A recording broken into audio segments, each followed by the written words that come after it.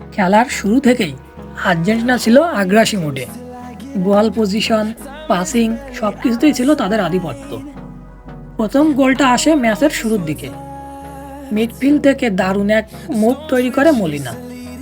ডিবক্সের ভিতর এনজোকে ball pass দিতেই অসাধারণ এক শট, কি দারুণ ফিনিশিং। এরপর আসে ম্যাচের সেরা মুহূর্ত, ফ্রি কিক পায় আর্জেন্টিনা।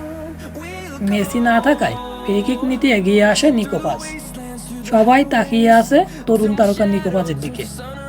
টান নেওয়া শটে বল বাঁক খেয়ে দেয়াল পেরিয়ে সরাসরি গোল পোস্টে। অসাধারণ এক কার্লিং শট। এটা নিঃসন্দেহে আজকের ম্যাচের সেরা গোল। হঠাৎ করে ম্যাচে শোরগোল পড়ে গেল। খেলার শেষের দিকে মাঠে নামলো মেসি। দেশের মাটিতে এটাই তার শেষ ম্যাচ। শেষ সময় নামলেও অনেকগুলো শর্ট অ্যান্ড টার্গেটে শট নেয় মেসি। এজন্যই হয়তো এলএম10কে বিশ্বের সেরা বলা হয়। শেষের দিকে একটা গোল হজম করলেও 2-1 গোলের দারুণ জয় পায় আর্জেন্টিনা। তার কাছে কোন গোলটি বেশি ভালো লেগেছে কমেন্ট করে জানাও।